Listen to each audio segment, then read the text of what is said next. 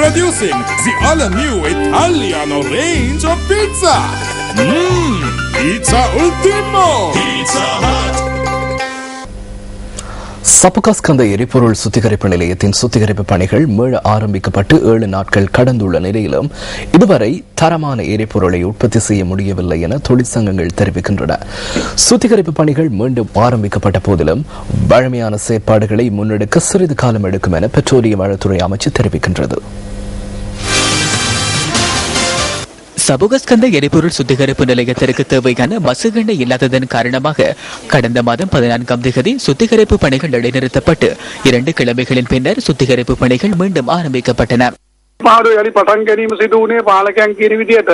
அதிகாரிகள் கூறுவது போது சுத்திகரிப்பு பணிகள் கடந்த 28ஆம் தேதி ஆரம்பிக்கப்பட்டு இன்றுடன் 7 நாட்கள் கடந்துள்ளன. எனினும் விநியோகத்திற்கேற்ற தரமான சுத்திகரிக்கப்பட்ட எரிபொருள் களஞ்சிய சாலைக்கு சுத்திகரிப்பு நிலையத்தால் இன்று வரை விநியோகிக்க முடியாமல் போயுள்ளது. அதாவது உரிய முறையில் செயற்படவில்லை. எரிபொருள் உரிய தரத்தில் கிடைக்கப்பெறவில்லை. சுத்திகரிப்பு நிறுத்தப்பட்டு மீண்டும் ஆரம்பிக்கின்ற போது தரமான பொருட்களை பெற்றுக்கொள்ள முடியாது. எனினும் தொடர்ச்சியாக உற்பத்தி மேற்கொள்ளப்படுகின்ற போது பகுதி பகுதியாக முன்னேற்றம் ஏற்படும். அதனால் நாளை முதல் வல்லமை போன்று சுத்திகரிப்பு பணிகள் இடம்பெறும். கடந்த காலங்களில் சபுகஸ்கந்த எரிபொருள் சுத்திகரிப்பு நிலையம் பல தடவைகள் மூடப்பட்டிருந்தது. ஈரான் மீது அமெரிக்கா தடைகளை விதித்ததை அடுத்து சுத்திகரிப்பிற்காக ஈரானிலிருந்து மசுகெண்ணெய் இறக்குமதி செய்ய முடியாமல் போனமையால் இந்த நிலைமை ஏற்பட்டதாக இலங்கை பெட்ரோலிய கூட்டுத்தாபனத்தின் முகாமைத்துவ பணிப்பாளர் குறிப்பிட்டார்.